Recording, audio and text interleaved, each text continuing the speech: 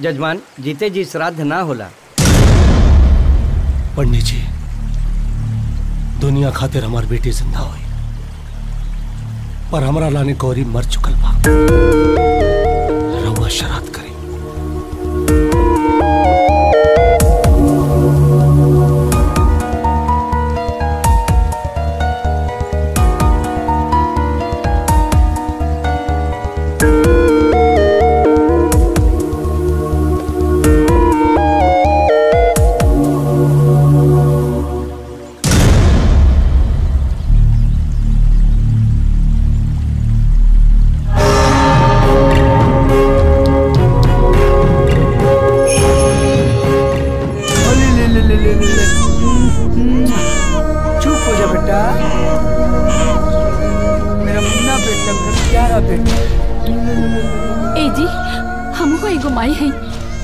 बच्चा के महतारी की जरूरत बा, ना तो वो बच्चा मर जाए।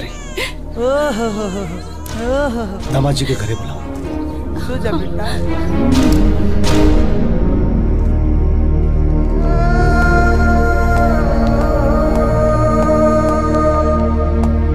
बात करा सावित्री, तू बात करा। रउआ बात करी ना। हमसे ना बात हुई सावित्री, तू हमारी बात माना जा, बात करा।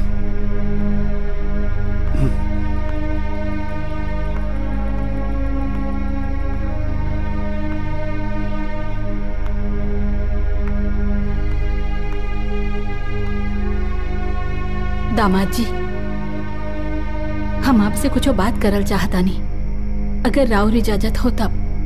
माई,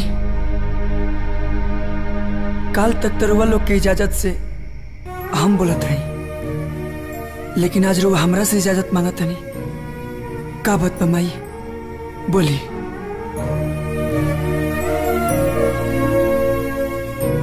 दामाद जी, जैसे पानी के बिना मछली ना जी सकेले, वैसे महतारी के बिना औलाद भी ना जी सकेले। माई, तू कहल का चाहत रहो, हम समझ नहीं के पावत। हम चाहता नहीं कि रउआ ज्योति से ब्याह कर ली। ना माई, रउआ सबके आदेश के हम तिरस्कार तो नहीं कर सकत, लेकिन स्वीकार भी ना कर सकीला। रउआ से हमार हाथ जोड़ के निवेदन बा कि हमरा के हमरा भाग्य पे छोड़ दी।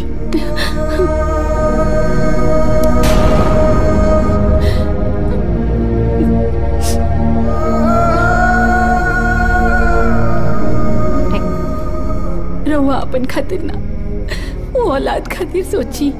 ओकरा के एगो माई की जरूरत बा, और रउआ एगो माई बन के ओकर पालन पोषण नहीं के कर सकत। लोग औलाद खातिर का न करेला, पूजा पाठ, मान मनौती। राउर औलाद भइला के बाद अगर ओके कुछ हो जाए तो सोची ना हमरा पे का गुजरी।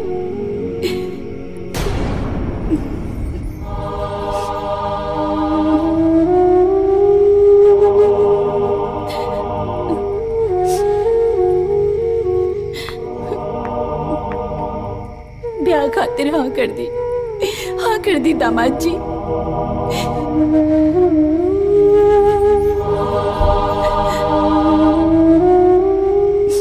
ठीक बा,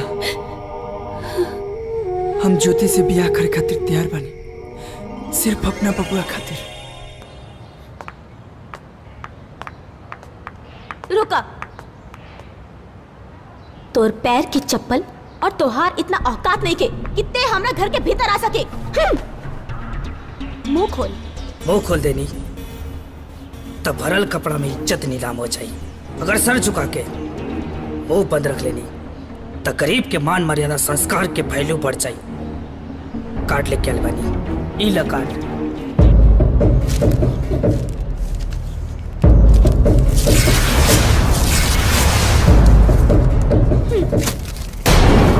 गरीब पति मरे धरे या खटिया पर सड़े, हमरा के कोनो मलाल नहीं खे। जवन सपना रहे वो पूरा हो गई, अब हमरा के केहू से कोनो मतलब नहीं खे। हम ही सोच के काट ले क्या रहनी मरद के दोसर बियाह सुन के दिल में दर्द हुई और अपन सपना छोड़ के अपना सजना के घरे चल जाई। लेकिन तुम्हार सोच देख के अब तो हमरा घीन पड़ता। मालकिन या दोस्त के मेहरारू के हैसियत से थप्पड़ का चप्पल भी खा ली थी, लेकिन एक चरित्रहीन औरत बनकर थप्पड़ फैले बाड़ू। चमड़ी उधेड़ दे, हाथ संभाल के रखा। चौरानी सपना टूटी और अपन केहू ना रही, वही दिन आग के आंसू पूछे में काम आई।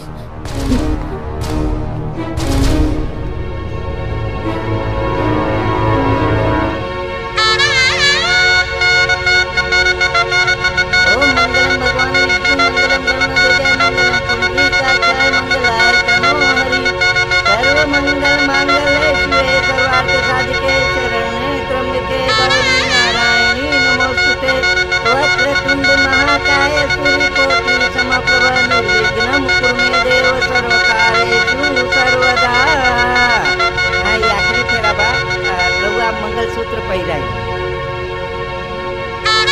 वर वधु के मांग में अब सिंदूर पहिराई। अब आज से रउआ दोनों पति पत्नी बन गई और सब वचन के दोनों जन के निभावे के बाद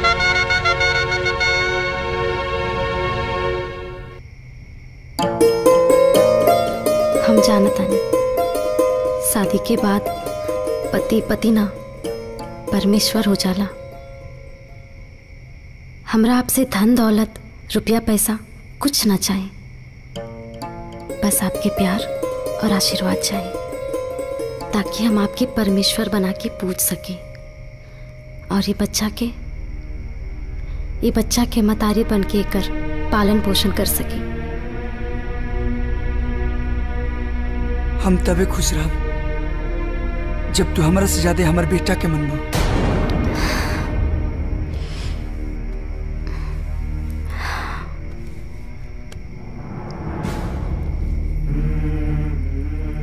आज एगो पत्नी अपना पति से वादा कर रहल बिया कि हम कबो आपन औलाद पैदा ना करना